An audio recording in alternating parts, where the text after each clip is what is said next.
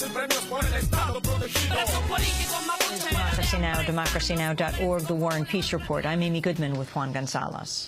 Well, President Obama met with Peruvian President Alan García at the White House on Tuesday. Obama praised García for transforming Peru into, quote, an extraordinary economic success story.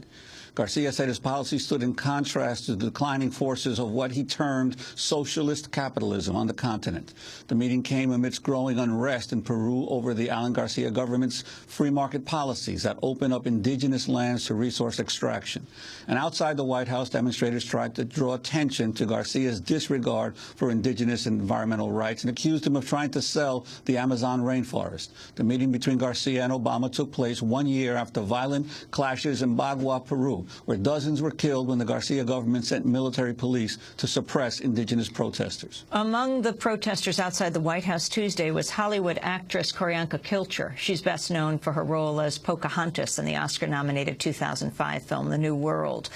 Q'orianka, whose father is an indigenous Peruvian, chained herself to the fence of the White House, her body covered in black paint to represent oil. She was forcibly removed. The police had to use a saw to cut through her chains. Both Q'orianka and her mother, Saskia Kilcher, were arrested.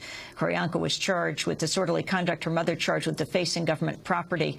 We welcome them both to Democracy Now! Q'orianka and Saskia Kilcher were released last night. This is their first interview. Q'orianka, tell us why you chained yourself to the fence at the White House.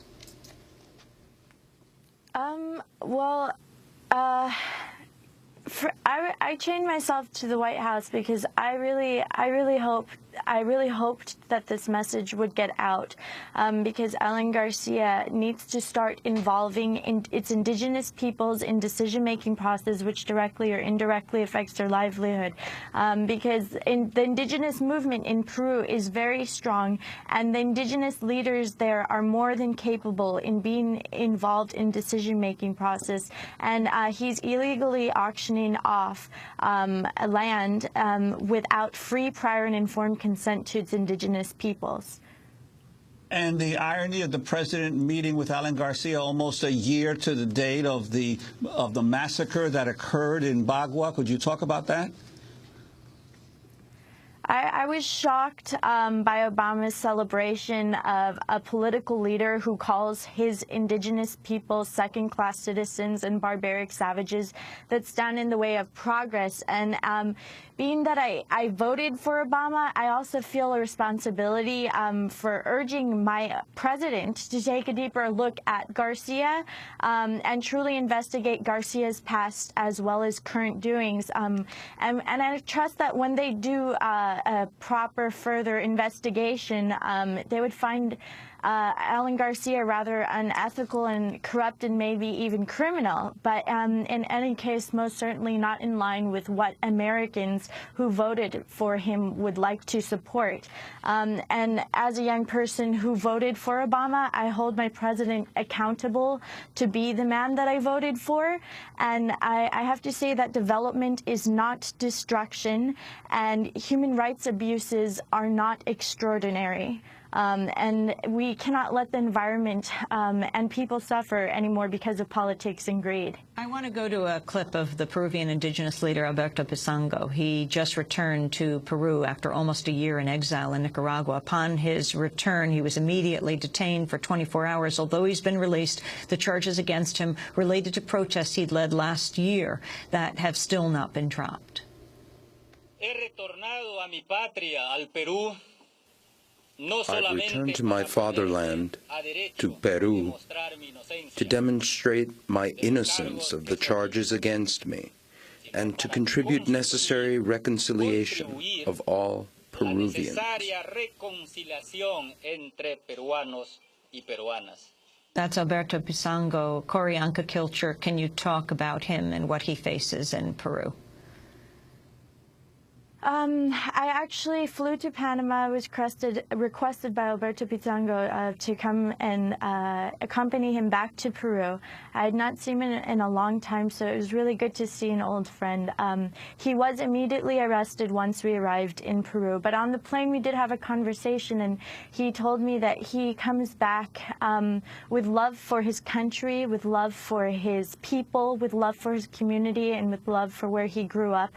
And he comes back to prove his innocence. When he was arrested, we held a vigil outside of the jail, and I had 2 cameras from my Youth for Truth on Q Initiative organization, and we were filming, and I went and sat on the steps, and the police tried to remove me, but they didn't. And then the next day we were standing outside of the courthouse, and we were rallying out there, and the youth in Peru and the organization of the indigenous peoples there was amazing, and they loved their leader, Alberto Pizango, and it was a wonderful moment when he was released, and it was actually as well as the 30th anniversary of IDASEP, and it just was an amazing moment, and it was good to have one of our leaders back. However, there's still 9 indigenous leaders that have charges against them, and I urge President Obama to urge Alan García to drop the charges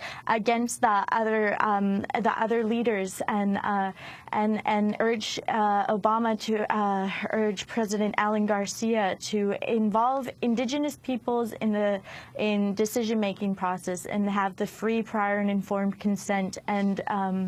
Yeah, so that's what the situation is.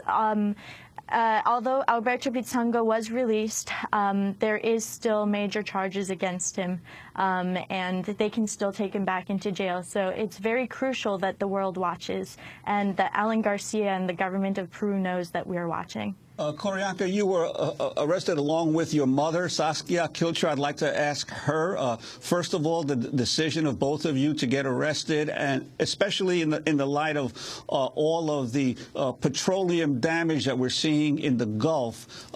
If your mother could talk about the petroleum damage that's occurring in Peru. Well, when Q'orianka came up with the decision of wanting to, make a strong statement, her youth organization, Youth for Truth in Los Angeles, they went through several scenarios. They decided to take a PVC pipe as well as a heavy-duty chain and do multiple tying downs to the fence. And then actually a couple of the really young members of her organization came up with this wonderful mix of finger paint, vegetable oil, and shampoo, which really looked like what we're seeing in the Gulf. And so Q'orianka was aware that she is going to have some pretty heavy charges, which, by the way, have been upgraded. She does not have the minor charge, which you mentioned earlier. It is now illegal entry, and they were actually, we heard that they were trying to make both of our charges federal. I don't think it's going to happen, but still they had us separated for a while. They were switching the charges around, but right now I believe that Q'orianka is charged actually with illegal entry onto the White House property, and the Secret Service and the HAZMAC and a lot of odd agencies seem to be very involved in this whole thing, which of course, being that it was finger paint, we just hope that the charges are going to be proportionate to what BP shall receive for what they're doing in the Gulf. So we're good with whatever we are receiving. We believe in the U.S. justice system to give us what finger paint should get on the sidewalk and give BP what the millions and millions of gallons in the Gulf Coast shall get. So as long as it's proportionate, we're good with it. We just have 15 seconds. Q'orianka, you are part Quechua, is that right? Yes, I'm proud to be indigenous. I'm half Quechua Huachipaire from Peru.